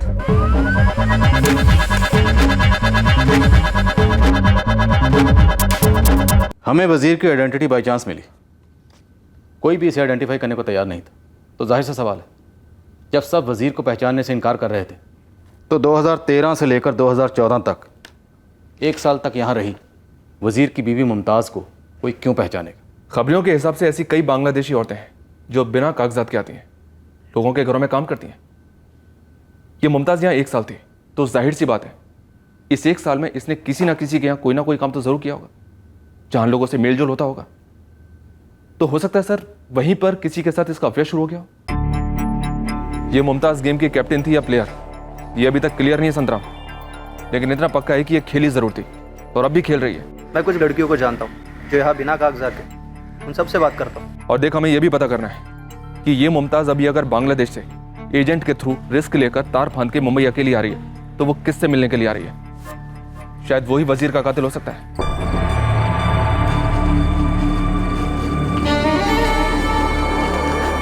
अब हम यहाँ पर क्या करेगा? कुछ मत कर, हमने सोचा ही नहीं था कि वजीर की पहचान होगी। तुम कुछ दिन वहाँ पर चुपचाप बैठी रहो बस। लेकिन हमने तो एजेंट को बॉर्डर पार करने के लिए पैसा दे दिया है। तुम्हें पैसों की फिक्र है, पकड़े जाने की नहीं? भाग्य क्या होगा? कब तक बैठना होगा यहाँ? कुछ टाइम के लिए। देखो, मुंबई पुलिस तुम तक पहुंची जरूर है, लेकिन तुम्हारे खिलाफ उनके पास कुछ नहीं है, समझी तुम? बाल बाका नहीं कर सकेंगे ये लोग, बस टाइम जाने दो थोड़ा सा।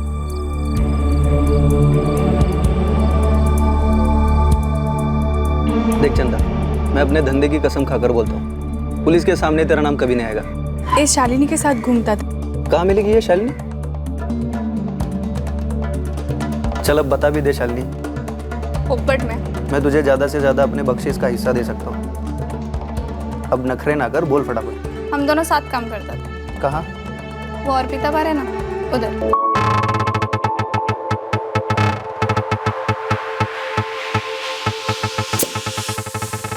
जब भी हम उधर काम करता था वो भी उधर ही था, मुमताज सिद्दीकी। इसके पति वजीर को जानती थी तू? कभी मिला तो नहीं, 2-4 बार उसका मुझसे उसका नाम सुना था। इस मुमताज का किसी के साथ लफड़ा था? लफड़ा वफड़ा मालूम नहीं अपने को, किंतु एक कस्टमर था एकदम उसके पीछे लट्टू।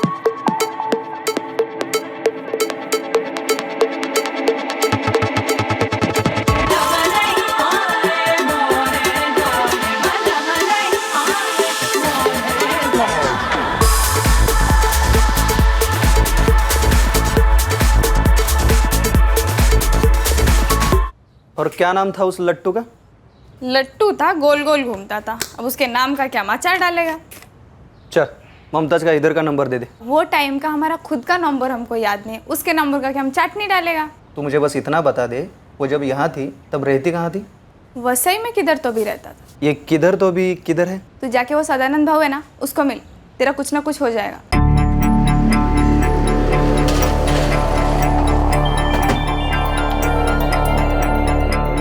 मुमताज सिद्दीकी? हाँ सर, कुछ साल पहले यहाँ सर्विस करती थी। सदानंद, इस लड़की का एक खास कस्टमर हुआ करता था। ऐसा होता सर? अबे मैं तुझे पूछ रहा हूँ, कौन था वो खास? सर 2013-14 में यहाँ पर थी। इस मुमताज के बारे में इससे ज्यादा मैं कुछ नहीं जानता। इसकी पूरी कहानी हमें चाहिए, पूरी कहानी। वो खास कस्टमर कौन था, ये यहाँ कैसे पहुंची, सब कुछ। सर तालाब के पास एक पंटर रहता है, शाहजाद। वो इस मुमताज को मेरे पास लेकर आया था, बोला इसे काम दो, बेचारी है। नहीं साहब, अपन तो इधर ही औरंगाबाद का रहने वाला है। अपना पासपोर्ट, आधार कार्ड सब इधर का ही है। इस मुमताज सिद्दीकी को सदानंद शेट्टी के इधर काम पर लगाया तूने, लेकिन इसके पति वजीर की फोटो तक नहीं पहचानी? पहचानेगा कैसे साहब? अपन मुमताज के खसम से कभी मिला ही नहीं ना। तो मुमताज खुद चल कर तेरे पास आई थी कि दादा मुझे काम दिला दो। ऐसा कुछ नहीं है साहब। मुमताज को मेरे पास वो नदीम लेकर आया था, नदीम कुरैशी। और साहब वो बांग्लादेश का है।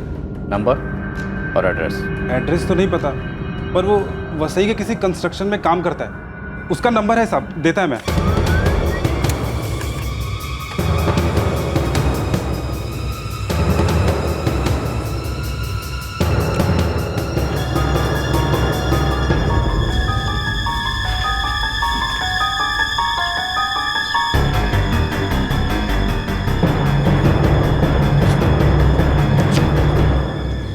सुनिए, नदीम कुरैशी यही रहते हैं? हाँ, इधर ही रहता है। यही है नदीम कुरैशी? हाँ, यही है। पुलिस इसे ढूंढ रही है। कहाँ मिलेगा ये? हाईवे से लग के जो बड़ी बिल्डिंग बन रही है ना, उधर ही मजदूरी करता है, वहीं मिलेगा।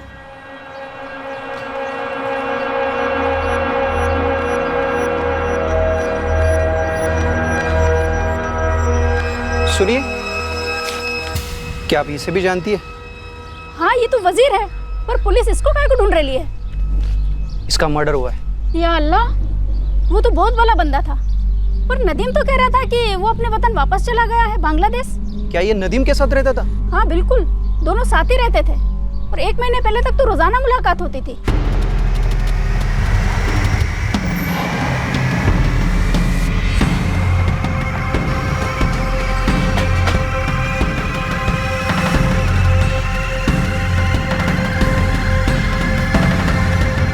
नदीम कुरैशी, चल, वजीर याद कर रहा है तुझे।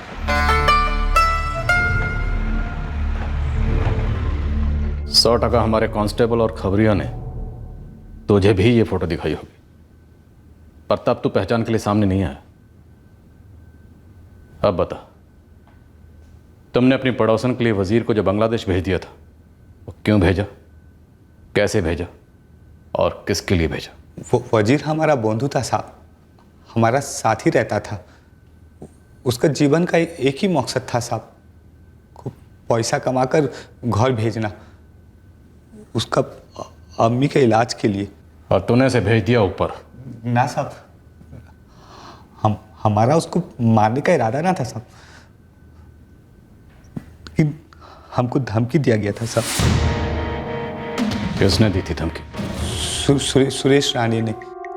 कौन है सुरेश रानी? ट्रेवल एजेंसी चलाता है साहब, आरके कॉम्प्लेक्स में उसका ऑफिस है साहब।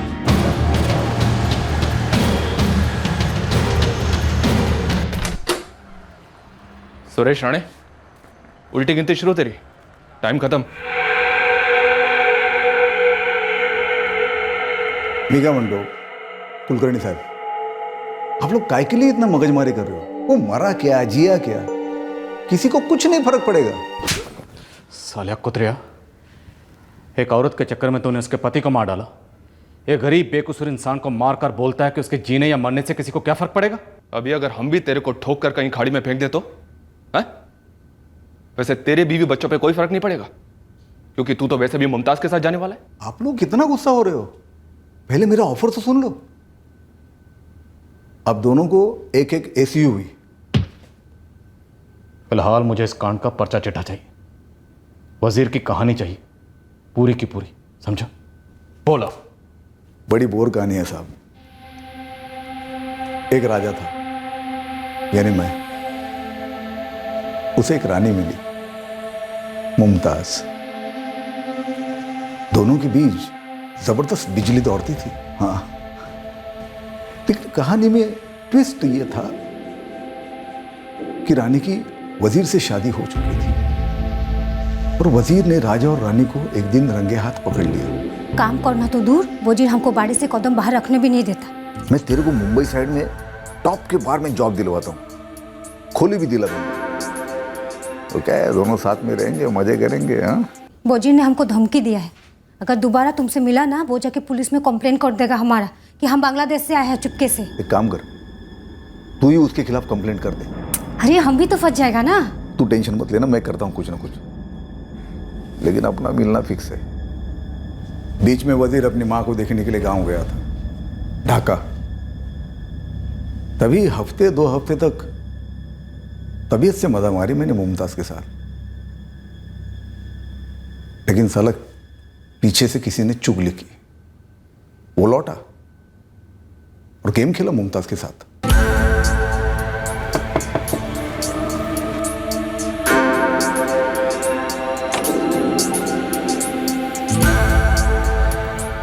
ये बार उसका अब्बू बीमार पड़ा है, 1 महीने के लिए गया है वो।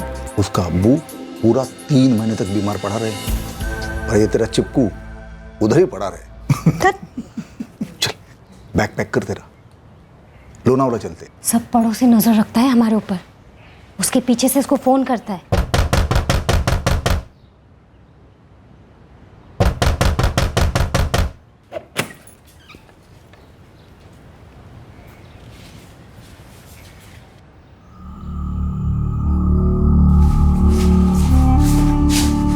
इतना दिन से कानों से सुना था, आज देख भी लिया। बैठ के बात करते हैं, कुछ एडजस्टमेंट करते हैं ना, सब लोग खुश रहेंगे। हाँ करते हैं ना। तुम अभी अपना बीबी को फोन करके बुलाएगा ना इधर सुरेश? क्या बोलते रे, औकात में रहे। तुम्हारा बीबी का नाम लिया तो औकात, हमारा कोई औकात नहीं है ना। साले बिना कागज के घुसा है तू। पुलिस में एक फोन मारूंगा ना तो मुंबई तो क्या पूरे इंडिया में तेरी एंट्री बंद हो जाएगी, समझा ना। अच्छा है ना, तो चलो पुलिस स्टेशन चलता है हम तुम्हारे साथ। क्या करेगा? हाँ वापस भेज देगा ना हमको इसके साथ। अच्छा है, हम वापस नहीं लौटेगा कभी और तुमको भी मुंह मारने का मौका नहीं मिलेगा। उसका बाप बीमार था ही नहीं, यही पास वाले लॉज में छुप के बैठा था हम दोनों को पकड़ने के लिए। फिर क्या साहब, बोरिया बिस्तर बांधकर वापस चला गया मुमताज को लेकर। और फिर अकेला लौटा? हाँ, मुमताज को वापस आना चाहिए था, मेरा दिल आ गया था उस पर, असली वाला लव। लेकिन ये उसको वही छोड़कर आया। 2 मास में वजीर वापस आ रहा है, वैसे भी हम उसको झेल नहीं पा रहा है। तो सब कुछ छोड़ छाड़ के तो आ जाना इधर।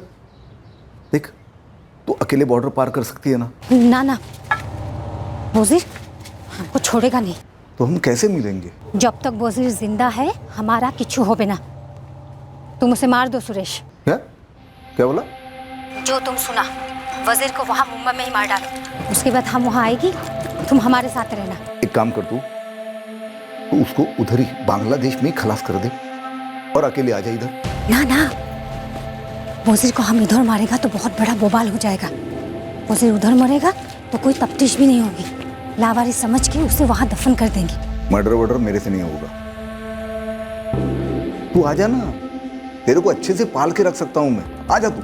तुमको हम चाहिए तो करना पड़ेगा, विश्वास करो हमार, किच्छु हो बिना, किसी को कुछ पता नहीं चलेगा। लेकिन मुमताज, मैं वजीर से मिलूंगा कैसे? वो तो मेरे नाम से भी चिढ़ता है। वजीर नदीम के साथ रहता है वहाँ, उसका दोस्त है। नदीम भी हमारे यहाँ बांग्लादेश से है। उसको डरा दो कि अगर वो साथ नहीं देगा तो उसका पुलिस कंप्लेन हो जाएगा। हमसे आई गुनाह काज मत करवाओ से। अभी नौटंकी मत कर, समझा ना। करना क्या रे तेरे को? खाली वजीर को मजबूत पिला के मेरे पास लाना है और पिलाने के बहाने, बाकी सब मैं संभाल लूंगा। कल रात को 11 बजे ठीक मिलना वजीर के साथ में।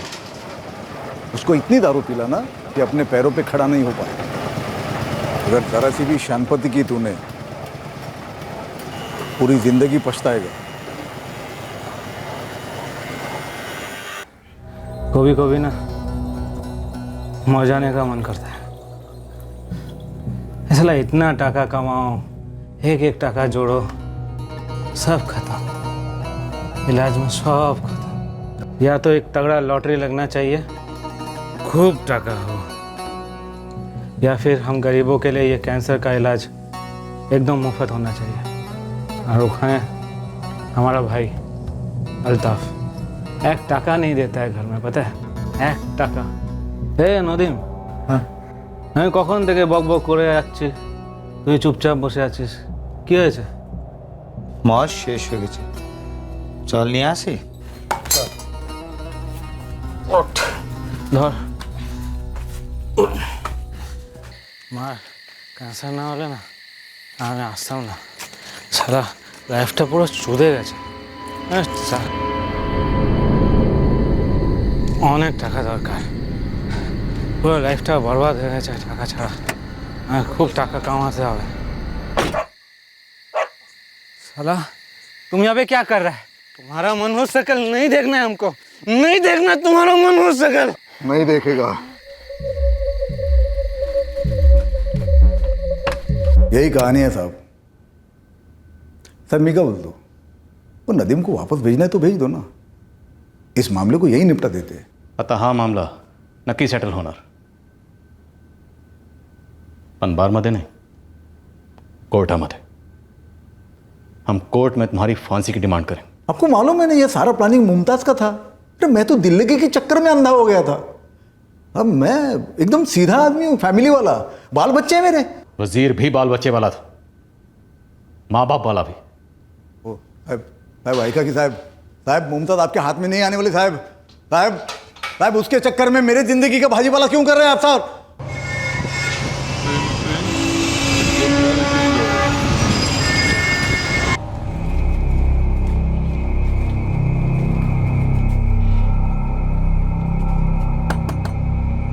मुमताज 4 दिन आगे बोला कि वो बाजार जा रही है।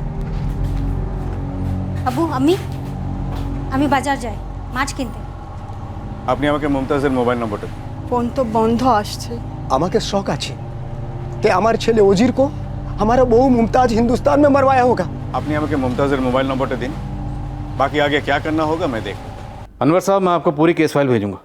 हमारे पास सुरेश और मुमताज़ के चैट मैसेज की ट्रांसक्रिप्ट भी हैं, दोनों के फ़ोन रिकॉर्ड्स हैं।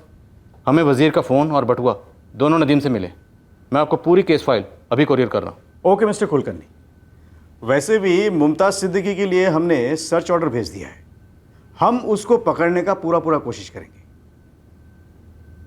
मैंने भी बहुत ट्राई किया उसको, लेकिन उसका फ़ोन बंद आ रहा है, वो आपके हाथ में नहीं आने वाली।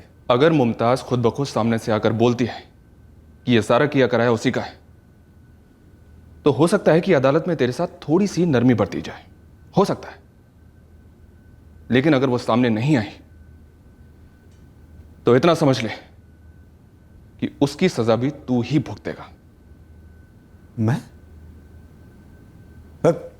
बोल दो, जड़ वो थी, सारा प्लानिंग उसका था, मैंने तो सिर्फ अंजाम दिया है ना। और ये नदीम, ये तो फुकट में फंस गया ना साहब। हमारी फैमिली की वाट मत लगाओ साहब, आपका हाथ जोड़ता हूँ, चाहिए तो आपके पैर पड़ता हूँ, मामला यहीं खत्म कर दो, सेटलमेंट कीजिए ना। आप जो बोलो वो, आप फ्लैट बोलो, फ्लैट। सर, पूरे बॉर्डर के पुलिस स्टेशंस में इस मुमताज़ सिद्दीकी की डिटेल्स और फोटोग्राफ्स भेज दिए गए। बीएसएफ भी अलर्ट पर है, जैसे ही मुमताज़ सिद्दीकी बॉर्डर में घुसेगी धर ली जाएगी। देखते हैं आखिर कब तक और कहां तक भागेगी ये मुमताज़ सिद्दीकी। वजीर सिद्दीकी की कहानी ना अनकही रही ना अनसुनी। हाँ, मुमताज़ अब भी हमारी गिरफ्त के बाहर है। मुमताज़ भी एक न एक दिन पकड़ी जाएगी और इस कहानी को एक क्लोजर मिलेगा जरूर कि वजीर की आइडेंटिफिकेशन कभी होगी नहीं और ये मर्डर केस कभी सुलझेगा नहीं। अगर कोई जुर्म करके बच निकलने की सोच रहा है तो दोबारा सोचे, और तब तक सोचे जब तक जुर्म का ख्याल पूरी तरह से निकल ना जाए जहन से, क्योंकि हम ऐसा होने नहीं देंगे। जय हिंद। क्राइम पेट्रोल्स के और भी दिलचस्प कहानी देखने के लिए हमारे चैनल को सब्सक्राइब करें और बेल आइकॉन दबाना न भूलें।